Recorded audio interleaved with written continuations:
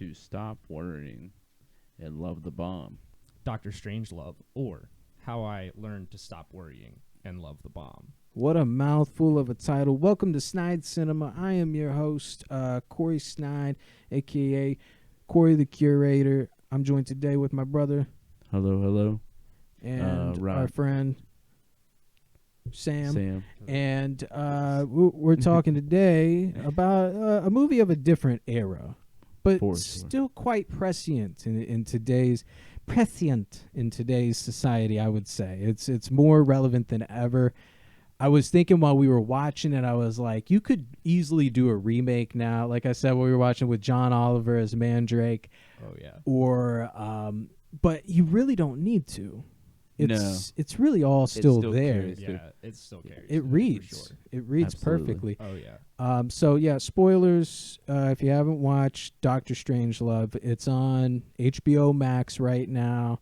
Fuck, man. I think they got like the whole Kubrick collection on there, man. So I hope we go through all of them. I know you had to, like, when you typed in his name, you had to scroll down to, like, to get to it. So, yeah. So this was a pick, if you didn't listen to the previous episodes that Sam brought while we were talking about future picks. We did Tarantino's Pulp Fiction last week. The Matrix was the first episode. Yeah, man. Fantastic. What a movie. Honestly. Fantastic, man. Yeah. Fantastic. Thanks for bringing it to the table, because I really appreciate it. Again, Glad it's I got just to bring it to you guys. Yeah, Absolutely. it's just so. It still, like I said, it reads today like we're still on the verge of some nuclear shit. The Cold War never really ended. It warmed up for a little bit. Exactly. Thanks to 99 Luft balloons. I mean, people thought it did. Our politicians, our president thought it did when we got engaged in Syria most recently, and then Russia finally, Russia was just kind of like, hey, you guys thought we were going to be absent from this? Yeah. Like Still we're very storming much around and still shit. Here. Yeah. Still storming around and shit. And that place, the Middle East, is still our sandbox. Like, war never ended there. We've been using the different sects of Islam there as, like, little tokens this whole time, So, but as far as the events depicted in Doctor Strangelove, I was thinking, because it is Kubrick, right? It's a Kubrick flick. Yeah. And motherfucker does research for shit. He 1964. 1964. So this was this his first or second? Because he did that weird sort of fancy movie. Then he did. Did he do Amadeus? Am I tripping? But he did something else. He did Full Metal Jacket, as Rye pointed out. It was sort of later from this. Because, obviously. But then there was like The Shining. Then there was sort of like I feel like there was a drop off for a while. Eyes Wide Shut. His canon wasn't big, unfortunately. But he did the movies that he did do.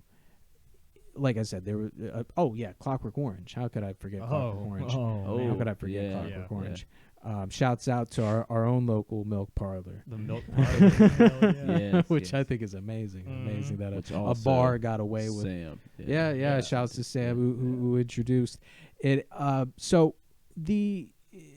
But anyways, what I was getting at is that Doctor Strangelove feels very much like someone looked at a manual for sort of the bureaucratic measures of nuclear war. Obviously, the Red Scare at the time, there were all sorts of measures being passed around Congress that were just as ludicrous as the one that you see in this, which the one that you see in this kind of reminds me of, like, you remember, I mean, not you remember, but have you read about like how Adolf Hitler got power? He used some sort of weird emergency loophole to kind of like go from chancellor to like just pure or some shit.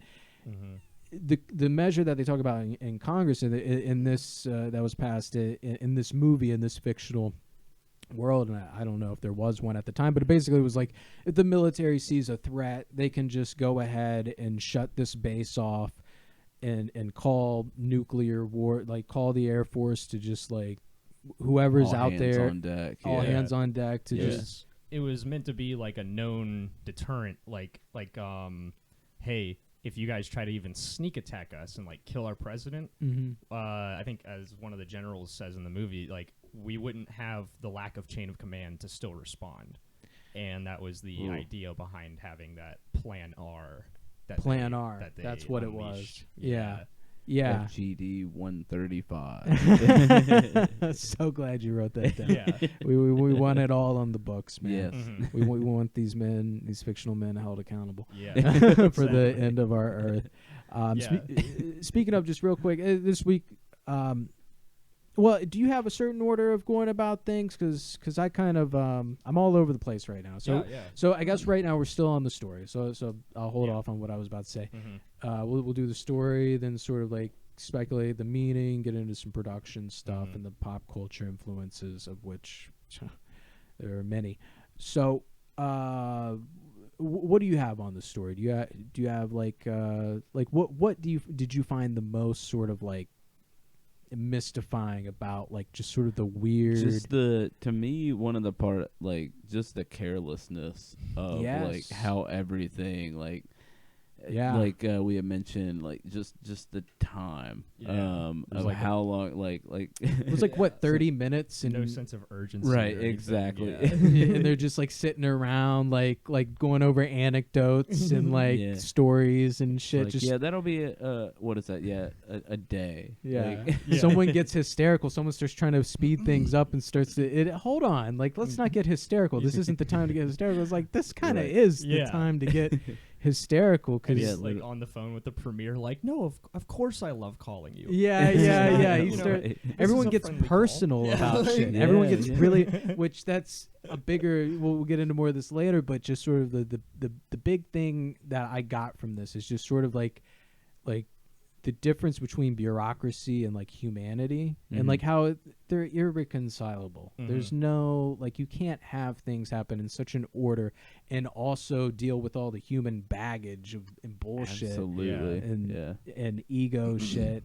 But the story, so there may or may not have, there's never really resolved, have been an attempted sneak attack on us, and one general at this Air Force base loses it and just calls in this no holds bar measure, this loophole that the military can just like cause a nuclear war and that base seal itself off in case there's some sort of Ruskies trying to get in or some shit. Right, and it's like, and this guy, he's like psychotic, you find out, because he drinks nothing but distilled water, which you think is a joke when you first hear it. You're like, rainwater, that must be like a joke for like melted ice or some shit, you know? No, he's literally talking about distilled rainwater. That's all he drinks, in grain alcohol, which I'm just going to say now, that's going to cause psychosis, because you need electrolytes in your body for your brain to operate correctly. So by drinking this, all this distilled water and this diuretic that's, you know, like, he has no electrolytes for his brain to operate correctly. So he starts getting, I even wrote it down, but it gets into like this conspiracy brain, this Alex Jones headspace where he's just losing it, and the frog's gay. He's, because it's the whole thing is the anti-fluoride thing, which I will point out, you know, there is some weird science with the fluoride thing, but he thinks it's a communist plot. They fluoridated our water in the 1800s, like before Lenin, like, you know, like, right, and also like rainwater could like cause like malaria, is a thing sure, too, like, sure, good point, all sorts of. Yeah, depending on what he's drinking, even like dysentery or something. Dysentery, But he'd probably fucking be dead. worms. Worms, absolutely. Who knows, man? But there was something going on with that guy, General Jack Ripper. Which the names, all the names are Jack just so outrageous. But I feel like it was one of those things that it's written, and I've done projects where like this, where it's like the names don't even matter. It's not about the names. This is a very dry, it's very like British in nature, in so much as like a lot of the jokes are just, again, like how lackadaisical everyone is about this impending nuclear devastation in 30 minutes. That's, you know, they send all the Air Force, the whole armada, to bomb the shit out of every Russian city, and they get the fucking ambassador on the phone, and he's like drunk and crying and shit. Like it's so, and you never, and this is the other interesting thing, you never see anything from the Russian point of view, because you can't. Like it's not this omnipotent story. You're really, it's one of those tracking movies where what you're doing is you're tracking the message. That's what you're tracking. That's the main character. The main character of this movie is Plan R. Like that's the main character of this movie, and everyone's debating over its purpose and its value. You know, yeah. So it's so fascinating. Such a fascinating movie, and that dark humor. You know, I love. I also wrote the president is like a wimpy Eisenhower. He's like a wimpy Eisenhower. Yeah, and I love how like I just wrote down how everybody else, like, give or take, is like all like military, you know, generally tough. Yes, and like he is those just stereotypes. Like, yeah, and like you said, like just like wimpy, and like the president just like yeah. He's this little. When you learn that guy's the president, you're kind of like, what? That's the president? Right. I thought he was like a secretary. Right.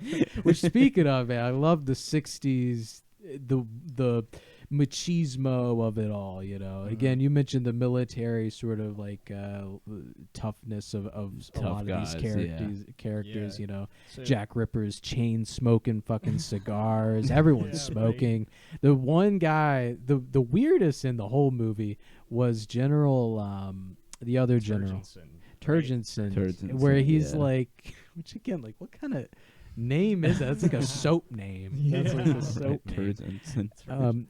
He's chain chewing gum, which I find fascinating. Throwing it in there. Fascinating. Everybody else is smoking cigarettes and marshmallows, but just with so much gum. Yeah. It's wild. Yeah. Peter Stellers actually played the role of the president, Merkin Muffy. Who, by the way, his name means merkin is apparently a slang for a pubic hair wig. Yes. Which is supposed to be really funny because he's bald. And, that's so fascinating. Yeah, fascinating. He also played Dr. Strangelove. That was the same guy. Same guy. Yeah. What? And he had another. No way. He had another role. I can't remember exactly, but he was also supposed to play the role of Major King Kong. The guy with the Texas hat flying on the plane. But he Space sprained Cowboy. his ankle and they replaced him. I read online that happened.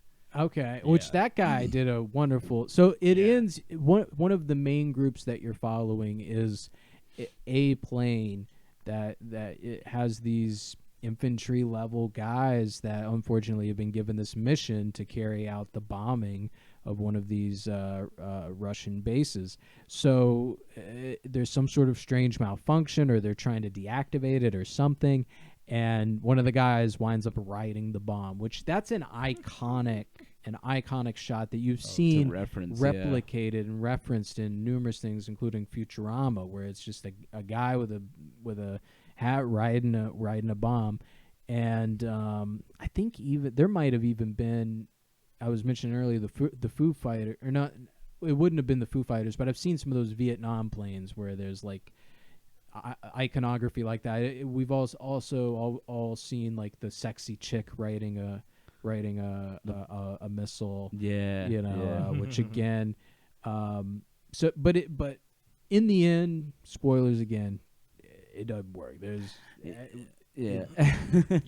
The Russians devastation had their doomsday device, which was like would at the sign of an attack would immediately detonate all of this these radioactive chemicals, and it would cloud the earth in this radioactive fog that would last 93 years, ending all of civilization. Yeah, and they wanted to last minute make a vault for all the elite people, but there's no way. I mean, you guys are arguing over like bullshit. It's like this shit's about to hit the fan. Mutual assured destruction is how it ends. A nuclear apocalypse, which leading right into in the production stuff and the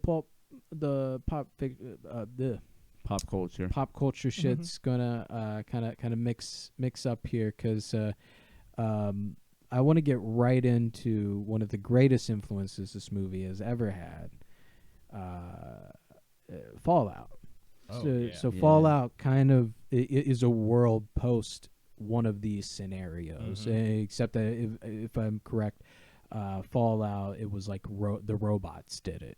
Like it was like in the some of the terminals you come across in the games, it's very much implied that the robots or a robot of some sort of machine consciousness made it seem like there was some sort of one of these Plan R scenarios where, like, you know, there was a fake attack or something. But there was a war leading up to it, the Great War for Anchorage, some sort of oil thing. But it was more of a stylistic influence. From the aesthetic. Like, they have the whole idea of the building the mine shafts or going into the mine shafts. It's just like that's actually the vaults, the vaults, and that was actually a real life idea.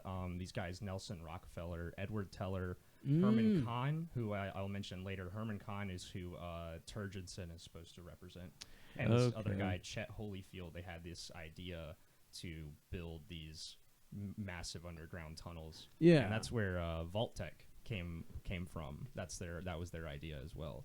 Vault-Tec, man. And actually, it was Vault-Tec who built. If I get the story correctly, Vault-Tec built all those vaults, and then because they're capitalists who want to make money off of their vaults, they set off the nukes. They set off a missile themselves, knowing that it would prompt an attack. Wow! Everybody would go into that the makes so much. That makes so much sense. And that's when all the they had all the experiments and everything. Of course, yeah. The most important part of Fallout, of Vault-Tec, the experiments, the crazy ass experiments, man. Yeah. Oh my God, I love one of the lines too. Was something about how do you think, you know, the people would feel in the vault, you know, sort of the malaise of being in as they put it, the mine shaft after so many years. And I'm like, oh man, it just made me think of all the times in Fallout, all the characters in the vaults are like all like depressed and like committing suicide and like my God, dying off, getting like weird diseases and shit. It's like, it's so again, prescient. But you know those vaults are out there, like real, like Fallout shelters. Real, literally. like I saw one a few years ago. Weird sidebar. That did you guys see that Jesse Ventura show where he's like investigating conspiracy theories? Yeah, he goes to some of those like elitist.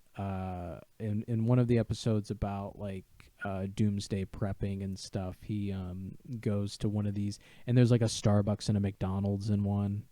And it's just like, wow. And it's ready to roll. Like they keep it stocked and ready to roll, like, and at least like one person on staff and stuff. They couldn't go without it. Wow. And what they do as well to kind of keep it financially viable is like they still do like tours and stuff. You know, they do tours and like you can vacation there if you're a weirdo. You know?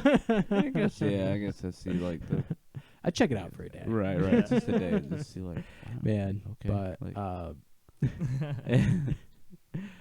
that guy, Dr. Strangelove came up with a very similar idea with those mine shafts. That's it's fascinating. Yeah. It's fascinating. He proposed the 10-to-1 female to male ratio. What was that? You know, that's just some personal shit. Repopulate, I guess. Turgidson, who had a relationship with his secretary. Oh my God! The womanizing at that point. I'm just glad, you know, it was the '60s, that it seemed like a consensual thing going on. Right. True.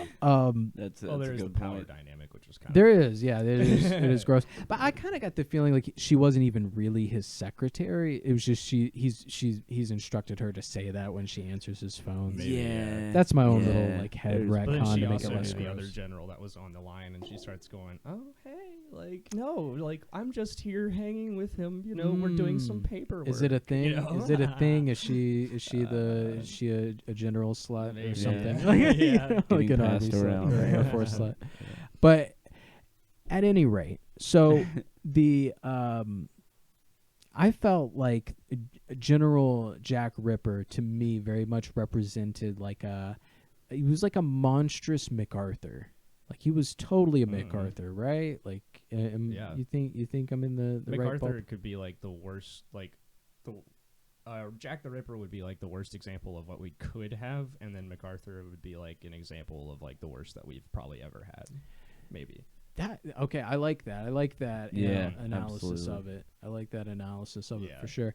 But it's just the way they would frame him so often was very monstrous. He always had that cigar, and it felt very almost satanic with the smoke. Yeah, the raspy voice. They would film him from below and just from like here up, like you couldn't see his neck from like here to here. So it looked very much like evil. Very like monstrous, like kind of framing. And then like anytime you saw him standing up, he was very hunched over and like he's darkening the room and he's in this cloud of smoke and shit, and he was merely like he was literally going stir crazy. Because and the way he traps fucking Mandrake is like very evil and very like I don't know, man, like it just seemed very like devilish almost. Absolutely, yeah. And then that, like, in concert with like the weird, as I mentioned, sort of the electrolyte shortage, the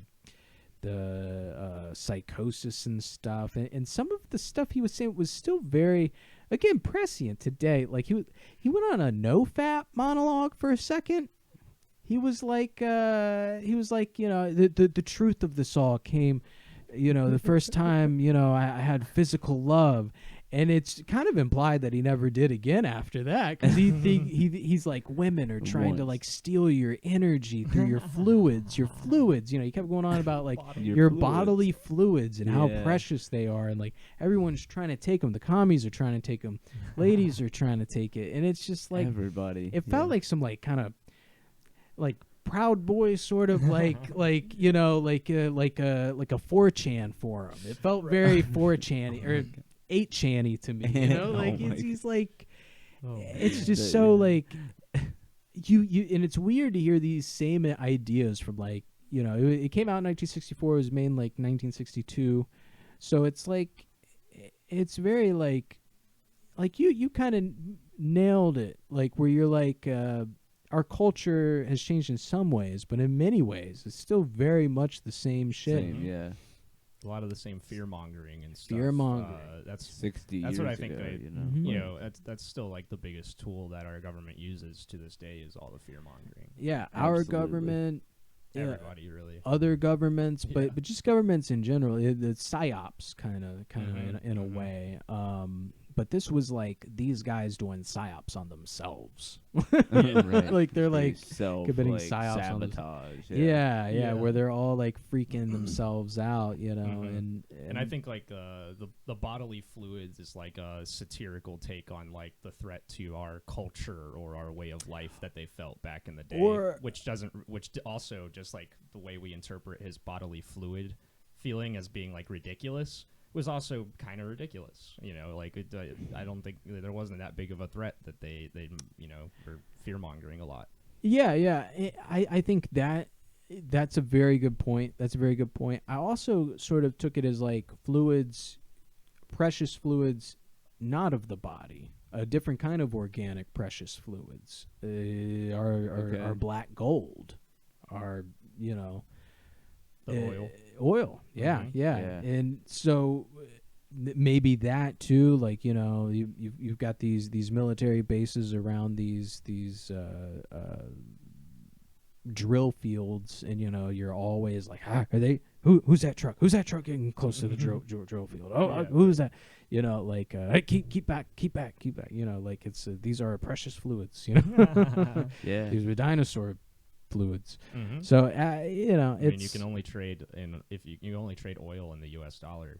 The petrodollar. Petrodollar. That's right. So I could see that. I wonder, did the petrodollar exist then? Probably I wonder. not, no. I wonder. It wasn't until like it was after like the oil countries had their thing where they raised all the oil prices in like the 80s. That was like we cut a deal with like Saudi Arabia, and I think we worked it out. Okay. That was probably part of the probably like early 90s, like mid 80s. Mid 80s. Okay. Mm-hmm. Interesting. So, I wonder though. So probably Texas was probably the big one at that point, and like we were probably worried about like Cuba or some shit like that. You mentioned the Alaska as well. Alaska, so that's Russian right. Going back to Fallout. Yeah. I just there was one thing also just with I had noticed with the movie Full Metal Jacket. Yeah, that's right. So spoilers if you haven't seen it. I don't know if y'all have seen Full Metal Jacket. Full Metal Jacket, yeah. But also, I guess it was, Private Pile. If you remember, he had he had assassinated himself in the bathroom. Oh, yeah. Interesting parallel. So I don't know if that was also very a stir-crazy-esque thing. He didn't want to go through the military because the bullying, then the fear too. Yeah. Fear is always a very big theme in Kubrick's works. Okay. The Shining, obviously, Strangelove, Full Metal Jacket. I would say even Clockwork Orange. What about Space Odyssey? Thing. Was that Space Odyssey? Absolutely, I haven't seen that one. But, that movie, it's all about like evolution and like high concept sci-fi. There's probably maybe 3 pages of dialogue in that whole fucking movie. The rest of it's just score, and like sound effects, silence in space, which is they were like the only sci-fi doing like silence in space, because space is silent. And you got Star Trek, Star Wars, always kind of bleeps and bloops and lasers and shit. But back to Strangelove. So. But I don't know I don't know what like the backstory is behind that. If there is a parallel between Private Pile, assassinating himself, and then also I do wonder. I mean, some writers, you just kind of see a similar thing because either it's a fear in their own life, like maybe he had some sort of depressive thing, and he had a fear that maybe he would do something like that, or he knew of a story that just kind of haunted him, that of someone doing something like that. It is kind of common for the bathroom to be the place, for one reason or another. The cleanup, the privacy, it's where you're most vulnerable. Vulnerability, yes, very much so. And you're in a vulnerable state at that time. True. I guess in both movies you are in a very, Private Pile, also the general, both very vulnerable. So which I thought Dr. Strangelove, I thought that's what he was trying to do. I thought he was going to kill, like with the hand, the alien hand. At the end of the movie, I thought that's what was going to end up happening. Like, I think part of it was it seemed to me like he was just trying to get away because he kind of said his piece. And it seemed like his hand was, his arm was very much, because alien hand syndrome, alien arm syndrome, it's this theoretical psycho. I mean, I guess it's one of those weird psychological conditions. It's just so rare and so not well understood, and there doesn't really seem to be a lot of science backing it, but it's outside of your control. Right. But generally, it's kind of doing what the subconscious wants to do. So, he does the Sig Heil, even though he obviously knew that was inappropriate. And it seemed to me like when he kept like pulling it back, he was trying to get away because he kind of said all he was intending to say. But people were keeping him around. That's true. And so it was kind of that weird thing where it's like, I really want to get the fuck out of here. But maybe his arm is like, why are you working with these Americans? Go back Interesting. to your That's another good point. That's another good point. Yeah, I could see that. See that. But so just on the same, the last thing I have here is just sort of on the same note as like the fear and the psychosis. It seemed like and we're following the messages being moved around.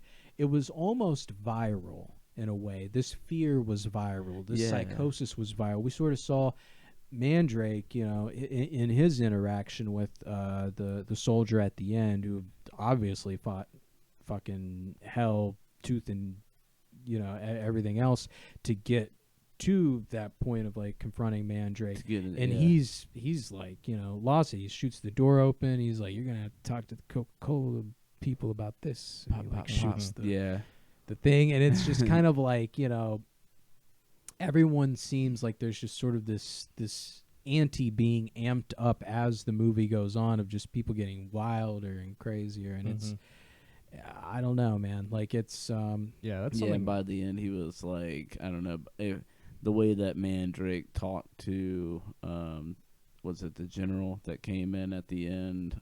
just that soldier. Yeah, or I like guess a the way he colonel had or talked to something. the. Yeah. Is that the Yeah, soldier? Like a lower. He's like an officer, but like a lower rank. Okay. Like Well, just slightly, I feel like the way he had talked to him, he probably wouldn't have talked to somebody like that in the beginning of the movie. Good point. Yeah, you know, you're he was right like, about that. Yeah, you're totally he was right like, about that. you know, like he was like all keyed up because, you know, by that time, like you said, he was like, you know, he'd already watched like the general, like off himself. So he was like, all right, Yeah. Enough of this definitely bullshit. Yeah, right. he's been through. I mean, like all of it. Yeah, I was getting almost like Stockholm vibes from him for a second, but he was obviously just trying to chill him out and like absolutely. Yeah. You could also maybe make the argument that Jack Ripper gets to him a little bit because Jack Ripper makes the point about how like slow the progress is as a result of democracy and bureaucracy, and talks about all the jibber jabbering, which he might have a point. We saw throughout the movie, and maybe that rubbed off on Mandrake a little bit, and he was like, "Screw that! All this fucking lollygagging bullshit. Let me, I'm gonna take over." Yeah, you know. Yeah.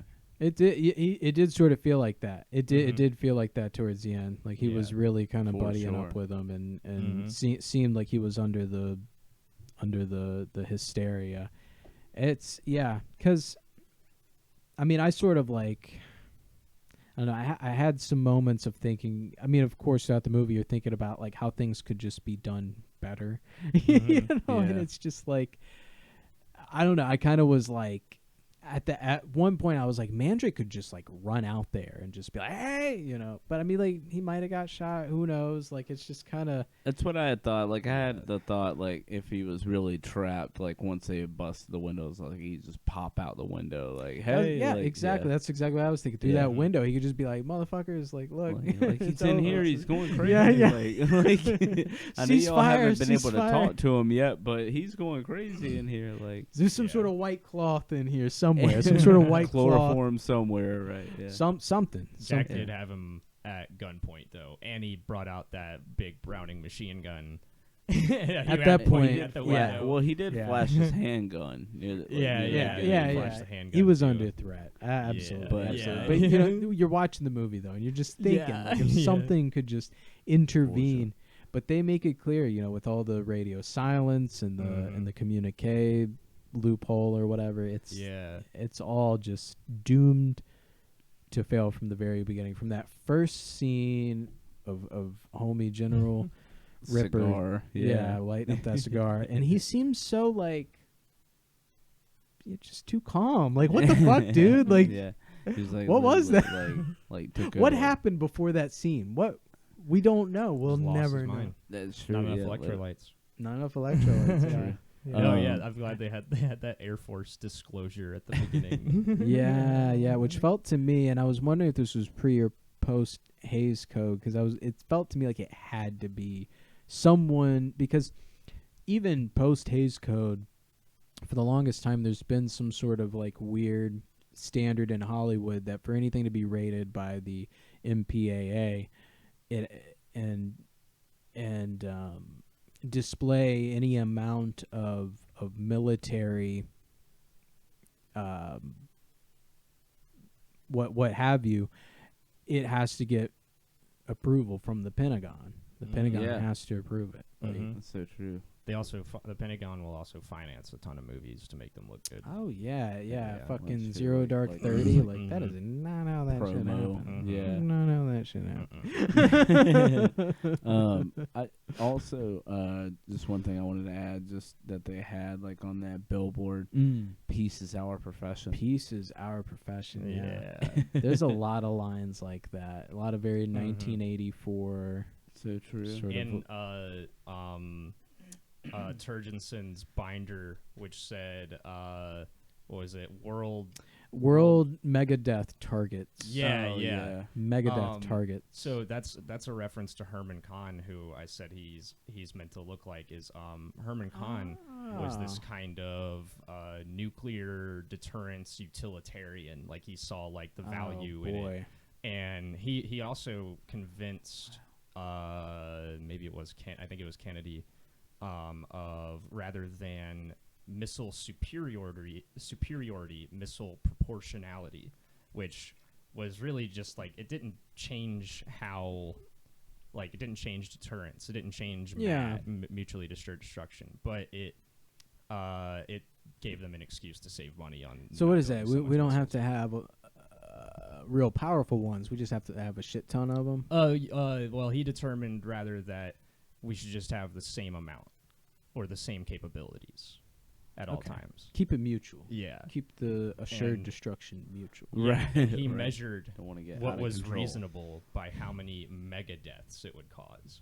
And basically, like, the utilitarianism comes through when he says, like, he's basically trying to suggest, like, you know, as long as we have, like, a certain number of people that survive, and that's why he wanted to build the vaults as would well. it be worth it? Like, wow. But he also created the idea of how a doomsday device obviously would undermine mutually assured destruction, and also that he suggesting that we should have mine shafts. A lot of people argued at the time would undermine mutually assured destruction if you're going to have people that are going to survive. So a lot of this came from him. Yeah, a lot. Wow, of that and that binder was just a shout out, just like, hey, look, this is where. That's that research I'm talking about. Like they knew what they were writing. Oh, they knew absolutely. what they were doing with this like, movie. well, like I don't know, you can definitely tell as far as with the movie, it was well thought out. Like there's so many, I don't know, there was so many like hidden things that I'm sure, like I don't know, like with us not watching it before, but like you had seen it, I'm sure like rewatching it, you see new things every time. Oh yeah, like, definitely. It's one of those that. I mean, it had been a few years. I watched it for class when I was in college and in undergrad, and so it's been a few years. But this time, like, I just had way more appreciation for it. I bet. That's cool. Yeah, that's really and cool. also, I love that. You mentioned a young James Earl Jones. Oh yeah, that's right. That's right. The gunner. Yeah, that was really cool to see. That was, and I knew from the voice and right. You know, you shouted him out, and then I heard that voice, and it was just like, Simba. Yeah. I just heard Mufasa, man. Yeah. Heard Mufasa. Darth Vader. I know that's his more popular role as Darth Vader, but there's so much like of a filter on Darth Vader, and he's doing that imperial thing, and then the breathing and the sort of imperial way of talking like that. I always hear just Mufasa because that's just him. That's just his voice. Like that was just his normal voice. Reminds me of Sandlot. He plays he plays the guy that owns the lot where they keep the balls over the fence. That's right. Yeah. That's right. Yeah. I know. I can picture it. Yeah. I love that. Shouts out to James Earl Jones. Seriously. Man. Keep it strong, dude. Legend. Yes. Yeah.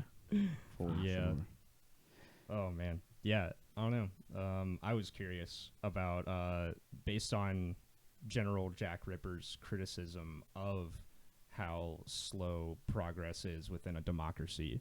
What are your takes on that, based on what we saw in the movie and based on real life?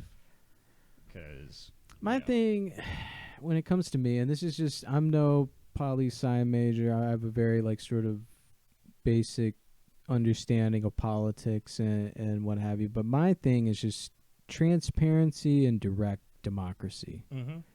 Like let why is, I mean, just in my own, and non-voters out there, what have you, probably wouldn't like to hear this, but what about just quarterly? Let's just, like, why does an election for certain things, like ballot measures, like places like California, there's always these ballot measures, and there's more sort of like transparency of what's going on, and like, let's get the public's take on this measure or what have you. In Virginia, there's not really a lot of that. There's not really a lot of that at all. Like I never see ballot measures. I mean, I see delegates, come and go like fucking tissue paper. Crazy, yeah. But absolutely. And then every now and then there's a senator, governor, whatever. I don't know what they're doing. There's the shit they say they're going to do, but I don't really know what they're doing. I mean, there's apps like Vote Spotter, which unfortunately is kind of tanking, but you can try to keep educated, but really there's only so much education. You don't really know what's going on in those rooms, like that war room. So, and if there was a lot more of like transparency of like, hey, this is what we're doing, these are what our systems are, like where do we go from here on this branch or whatever. That's just my thing. That's a good point. That's a really good that's point. Just my thing. No, yeah, that is. I mean, maybe it's ridiculous. I mean, should we know everything the Pentagon's up to? Should we know everything the I CIA think we is should going on? definitely know more than what we do. Sunken cost analysis, I think we're too far to fix it now. That's fair. Well, yeah. It's too far to like let the millions of curtains drop to be like, right. That's we're doing what in the Middle East? Hold on. That probably guy's in our pocket. That guy's in our pocket. Right. right. Like as a Oh, government, we maybe did you that? Just, maybe just don't do things that you feel you have to hide from your public. I don't know. Well, there's been so much bad blood, homie. I mean, if we stop now, they're going to come back at us fivefold. Yeah, if everything that we've ever done came out, because I mean, there's stuff that like like I said, like who was working for us? Yeah, right. Gaddafi's not dead. He, like you know what I'm saying? Like, it's probably some like twisted up like I feel like there's some secrets in there where like we find out in some Shyamalanian twist, like, we've been controlling Russia this whole time. Like I mean, I'm not saying that is what it is, but I bet you by now there's some weird shit where it's like, absolutely, like, like some how did weird. we not actually, like after the fall of the Soviet Union and how weak Russia became, if you really think about it. How how much superior the United States was at that point? How is it, and with how we were well known, or that we have some high-ranking motherfuckers up in there. And we have a record like across Latin America and the Middle East of replacing regimes. And and you every think day. we wouldn't throw everything that we have to get a Russian puppet? Yeah, I mean, it just reminds me. Anytime I think of this, these moments always harken me back to being like, I was like 19 or 20, and I remember I saw this video of like it was the making of some news footage for like some sort of voting dispute that was going on in Egypt at the time, and it was footage of crisis actors from a different point of view, and like it was like between takes, and like people were like with their signs and stuff, and they're like cut, like take 5, everyone puts their signs down, they pull out their phones, and it's just like, and someone like cross-reference to be like, this was this, and it was like in a documentary, like it was like legit shit, it wasn't just like a meme. Right. It just like, and it's just like, how often is there happen? like some weird like fake, false flags? I mean, we hear of false flags all the time. I mean, and this is the thing, like why I wouldn't be surprised that there's some next level shadow government shit going on and I believe me, and going back to conspiracy theory thinking, like there's a difference between in my view of real conspiracy theories and conspiracy hypotheses, and then conspiracy theory thinking. Conspiracy theory thinking, that's like schizoid, like the mailman's in on it kind of shit, But so there are those motherfuckers, and like I said earlier, Alex Jones, like those motherfuckers where they've got this level, and honestly, what my take is it's like low IQ and wokeness. Like they did wake up, like all those motherfuckers that stormed the Capitol, like back in January, they learned some shit. Some of that shit was real shit. I mean, there's like some inklings of truth amidst just bullshit, but it breaks their brains. Some people, they learn too much, they get too much of a look at the man behind the curtain, and it breaks their brains, and then everyone's in on it. Or a target is just in on it, and like nothing can change their mind about it, and then they keep getting more they get caught in the echo chamber. Yeah, my theory around that is that it's a lot of mental trauma. And sure. A lot of insecurity as well, especially in this economy, in this world that we live in. Everybody tells you to pull yourself up by your bootstraps. What happens when you've been working your ass off and you're only making $35K? Breaking your brain and your body for nothing. 20, 30 years at the same job. And then you learn there's nothing behind the dollar. And that trauma eventually, when you start to, because what's more traumatic is if your values, what you've held most of your life, if once that starts to get threatened on top of that, you become more defensive of it. I gotta download an app to get to my money. What the fuck?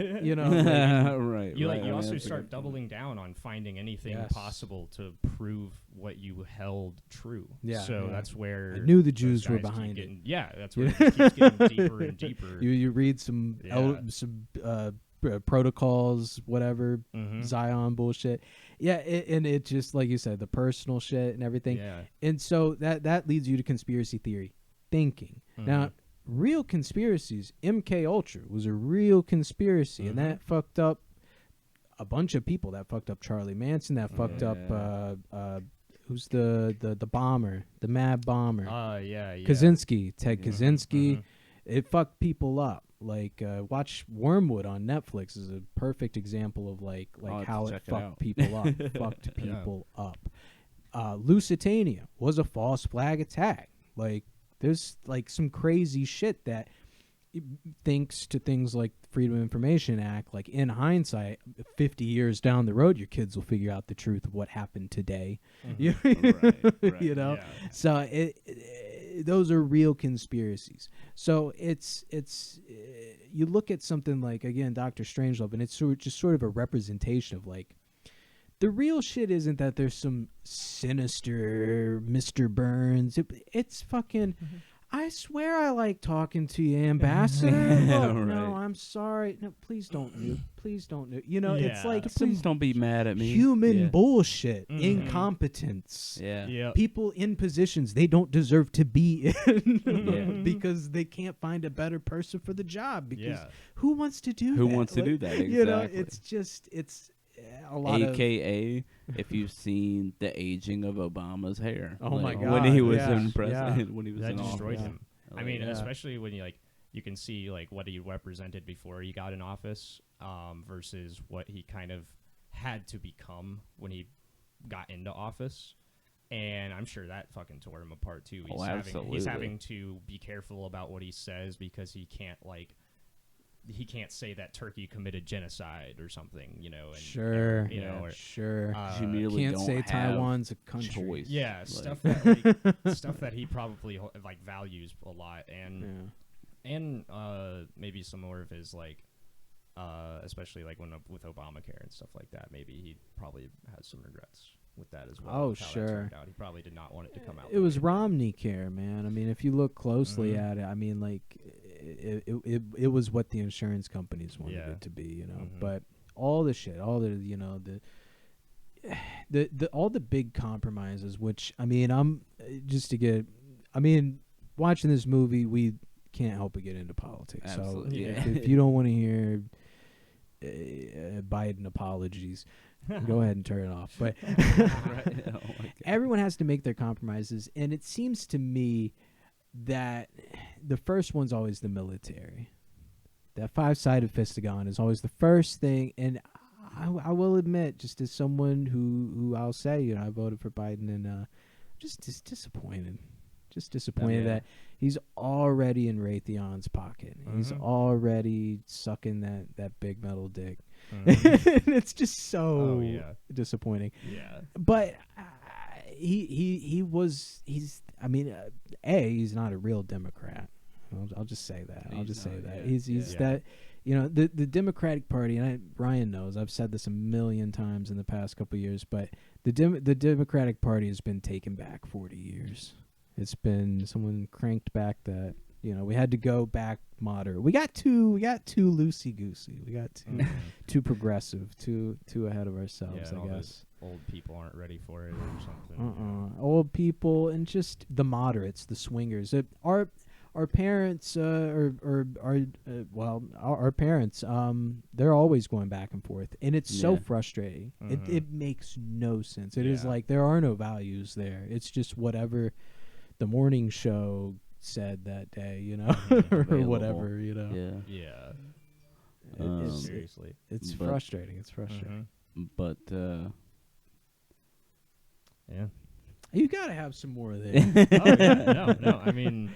Keep it going, I was just thinking, like, I mean, we know, like, the Democratic and the Republican Party, if you look at them on the political spectrum, they're, like, in the same quartile on the spectrum. You know, Biden was, like, lower left of the top right quartile, and Trump was, like, top right of that quartile. You know, they're not that different. My big thing with Trump is just too much of a wild card. I was just sick of it. Unpredictable. I didn't like it from the beginning, and he just kept proving, But now, who knows how far he's taken back the Republican Party? Now you see him having to double down on. It's a different thing now. Yeah, it's a different. I kind of like now. It seems to be splintering more and more, but they keep. Somehow the ones on Capitol Hill keep fucking glomping back together, but even though it makes no sense, those assholes. It was definitely an arranged. It was a riot. It was right. Yeah, seriously. It was just a bunch of rascals, all right? Like, you know what I'm saying? It started out like, that was an insurrection, man. They took it too far, and, I mean, really, we should just let them go. We should just let it was very, seriously. Like, oh, what are we playing? Okay, I guess we'll, and, but when you look at realistically, and that's what's weird about just how they're all glomping together. You know, they're sort of the fiscally conservative moderates. They're the as I mentioned, like the Proud Boys and the Trolls, and then there's the like you said, the old school Republicans. There's somehow they're all like on the same page, and you got the teabaggers, and you got it's just it's just like you got all these weird groups that really the neo-Nazis you get, and then black Republicans, like I don't even get it, but and then you got and they're keeping the evangelists and the Catholics getting along over there somehow. I don't see how they're all together getting you got the hippie libertarians who just never trusted the government, and they're like, well, I guess this is now the anti-government party. Like I don't understand. And then they're friends with the gun nuts because the Second Amendment thing. But I just don't see how they're all. And then you got the industrialists, and and even though they're saying anti-global, they want to keep buying from China, but somehow they all still just keep lumping together. Right. I don't get it. I don't get how they're so disenfranchised, but still all on the same page. Like, but you're talking about the same under this like. Some of the same people that right winged people that will like drive Hondas, it's the same that shit. Have "Don't Tread on Me" tags. Yeah, like I don't. So oh my gosh. So I mean, and then like the people who aren't willing, the people that are within the Republican Party who aren't willing to buy into it, the few, get like voted out. Like Cheney. What's her name? I forget her first name now off the top of my head, but yeah, like she was like not willing to be like, the election was not stolen. What are you guys talking about? Yeah, or like she said that. And they were like, get out of here then. Like, you're not gonna buy into it. These are these lines that we've. These are the cards, the index cards we've been handed. Like, it's anything so weird else to me.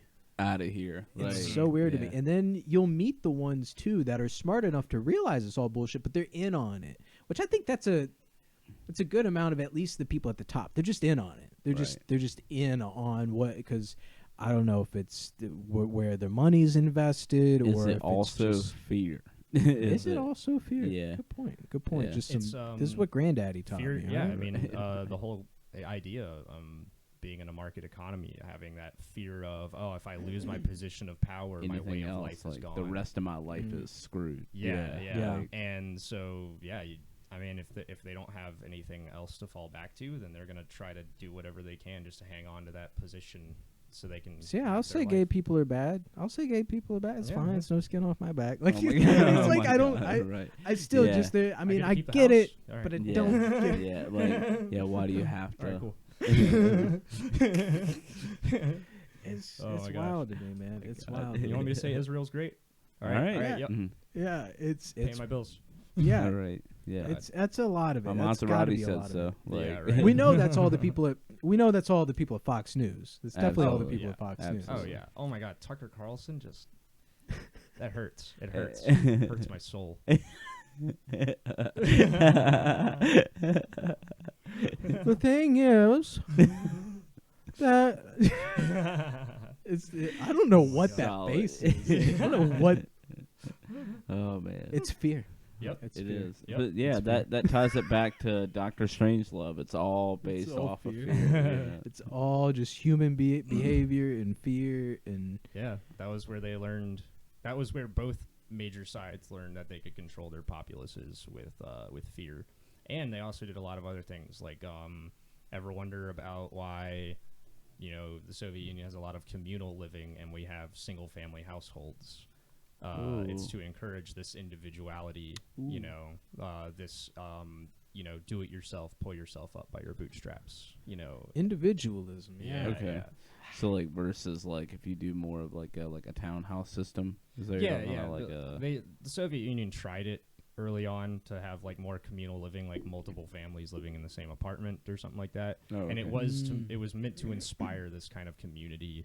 Like together, like everybody like together. Like the whole it takes a village to feed. Yeah. But they're real like don't be gay in there either. Yeah. For some reason, even though they're atheists, whatever. Like, don't you dare practice. Don't you dare read that Bible. yeah. It's all wild to me. Yeah, it's all wild to me. It really is. I think if they all just chill a little bit, it'd be a lot better. It'd be a lot better. Yeah. Just think twice before jumping to Plan R. Yeah. Plan sure R. Somebody that can activate the fail-safe. Close that shit out. Guys, even on your back. Yeah, even if work says don't share your 3-digit code, just at least tell your wife. Tell your wife your 3-digit code. Communicate with your loved ones. Oh my God. Tell her that we're here as a family. Yeah. Tell her, if she hasn't heard from you in a day, you go ahead, call the general, tell the secretary, just here's the 3-digit code. Just at least tell your secretary. It could save someone. It could save us all. Could save us all. So I think that's the lesson today. Communicate with your wife. Dr. Strangelove. That's what we learned from Dr. Strangelove. Oh wow. But you guys got anything else? I got all of my notes checked off. No, I think I got everything. Cool. Well, stay snide and love the bomb. Hell yeah.